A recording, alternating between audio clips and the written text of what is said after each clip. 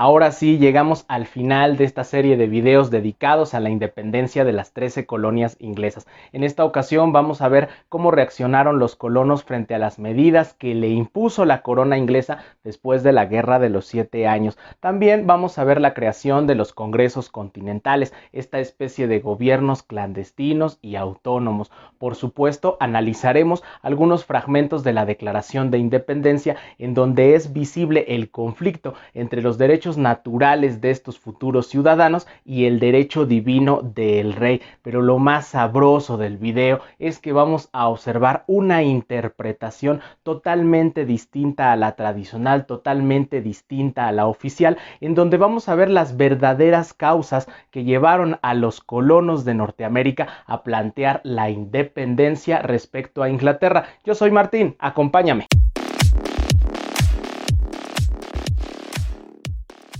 Después de la Guerra de los 7 años, Inglaterra se encontraba en una situación de crisis económica. Prácticamente estaba al borde de la bancarrota. Para poder salir del atolladero, generó una serie de impuestos que impactaron en las 13 colonias. El problema fue que la mayoría de estos impuestos estaban enfocados a productos de uso común, a productos de gran consumo, con lo que aumentó el descontento de los colonos frente a las acciones que estaba tomando la corona inglesa. Se reaccionó de dos formas. En primer lugar, se formaron grupos de choque que mediante actos violentos y mediante la violencia buscaban hacer de lado esa serie de impuestos. Estos grupos se cobijaron bajo el nombre de los Hijos de la Libertad. Asimismo, se formaron gobiernos alternos, gobiernos de carácter clandestino que fueron conocidos como los congresos continentales. En ellos se discutía la manera de cambiar la situación de las colonias. En el primer congreso continental, mucho ojo, todavía no se desconoce la figura del rey,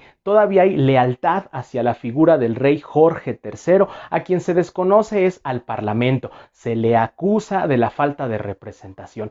Una de las acciones que se emprendió en este congreso fue interrumpir el comercio con Inglaterra. Se pensaba que de esa manera la situación de las colonias mejoraría. Sin embargo, esto no fue así, por lo que se convocó a un segundo Congreso Continental. Este ya plantea un cambio radical. Ya se desconoce la figura del rey, inclusive se le llama tirano. También se nombra a George Washington como jefe de las fuerzas revolucionarias y por último y más importante, se lleva a cabo la redacción de la Declaración de Independencia. En ella se explican las causas que los orillaron a tomar esa decisión y la necesidad de plantear un nuevo gobierno que sí garantizara los derechos naturales. Ellos los llaman los derechos con los que nacen todas las personas y que son la vida, la libertad y la felicidad. En ese sentido, estamos ante el enfrentamiento de los derechos naturales de los futuros ciudadanos y el derecho divino del rey. La Declaración de Independencia es un parteaguas en los modelos tradicionales de gobierno y es sin duda un antecedente de nuestros actuales sistemas políticos. En ella quedaba de manifiesto que el poder del rey no provenía de Dios como se creía, provenía del pueblo y en ese sentido estaba justificado que el pueblo quitara al rey del poder o que generara otro gobierno que sí pudiera cumplir con esos derechos naturales, que sí los garantizara. En la Declaración de Independencia también se soltaron una serie de quejas contra el rey, se le llamó tirano, se le acusó de atentar contra la vida, contra la libertad de los súbditos y esta declaración va a ser escrita por Thomas Jefferson y se va a dar a conocer de manera solemne el 4 de julio de 1776. Algo que se da por hecho al momento de narrarnos las historias tradicionales o nacionalistas de los Estados Unidos es que existía unidad entre los colonos, que todos ellos sufrían por igual debido a las acciones de la corona y que en ese sentido tenían los mismos motivos y las mismas intenciones. Sin embargo, esta manera de platicarnos la historia pues resulta simplista, resulta arbitraria y resulta alejada de la realidad. ¿Por qué nos la enseñan? Pues porque además de ser ser la versión oficial, sirve para inculcar valores. Sin embargo, en la historia de los Estados Unidos, desde su fundación, existía un conflicto de clases. Los ricos contra los pobres, los criados contra los amos y, por supuesto, los esclavos contra los amos. En ese sentido, pues en lugar de unión, tenemos algo completamente distinto. Si lo analizamos a través del tiempo, la independencia de los Estados Unidos se hizo para que un pequeño grupo en el poder siguiera manteniendo sus intereses y pudiera acceder a más poder político y a más poder económico. En ese sentido, todo el proceso en el cual se habló de libertad y de igualdad, pues no se vio expresado al final de la independencia, donde todavía existía una marcada desigualdad y seguía presente la esclavitud. En un primer momento existía un conflicto entre los criados y los amos, es decir, entre ricos y pobres. Estos últimos, además de ser explotados, vivían en pésimas condiciones.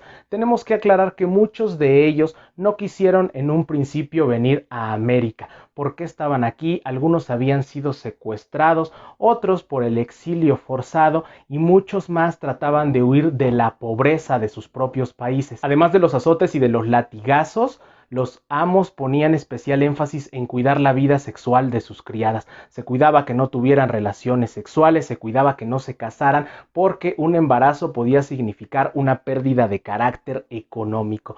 ¿Qué ocurrió con todo esto? Pues como era de esperarse, los criados blancos empezaron a unirse con los esclavos negros, empezaron los levantamientos, empezaron algunos brotes armados y sobre todo se generó un profundo temor en esa pequeña élite que tenía el poder y que no quería ver perjudicados sus intereses. Es en este momento cuando se recurrió a un discurso. Se empezó a difundir la idea de que los blancos eran superiores a los negros. También en la cuestión de las leyes, si ambos cometían un mismo delito, se castigaba con mayor severidad a los esclavos negros que a los criados blancos. En ese momento el racismo sirvió para que estos grupos mejor se separaran.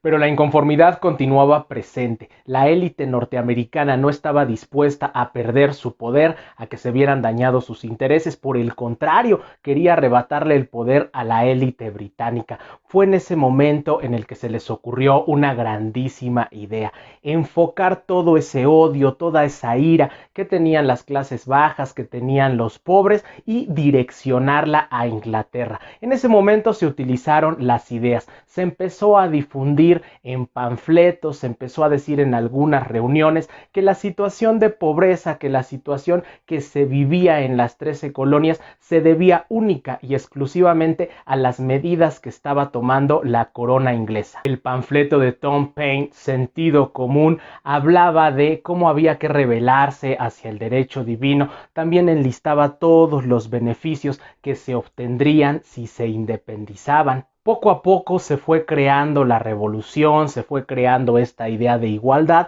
Sin embargo, en la práctica, en la realidad, esto no ocurría así. Los dirigentes, los sujetos que tenían el poder en Norteamérica, simplemente utilizaron a las clases bajas y a las clases medias para los levantamientos, para que generaran alboroto, y una vez que conseguían sus propósitos, cortaban relaciones con ellos. La Declaración de Independencia rezaba lo siguiente: que todos los seres humanos somos creados iguales. Sin embargo, pues esto tenemos que tomarlo con pincitas, tenemos que leerlo entre comillas, puesto que algunos grupos quedaron excluidos de los beneficios de esta independencia. No se le tomó en cuenta a los esclavos negros, a los indios y por supuesto a las mujeres. Estas últimas no tenían ningún derecho político. En el caso de los esclavos negros, pues la mayoría de estos líderes habían generado una gran cantidad de fortunas que les permitieron acceder al poder político mediante el comercio de estos esclavos, y en este sentido, pues no, su intención no era terminar con la esclavitud. Si llevamos a cabo otra lectura de la independencia de las 13 colonias inglesas, lo único que observamos es que un pequeño grupo solamente buscaba mayor poder político y económico y simplemente utilizó a las clases subalternas, a la clase baja, a la clase media para sus propósitos, ya que la situación de esas minorías no cambió. Yo soy Martín, esto es Historia sin tanto cuento, te mando un abrazo enorme.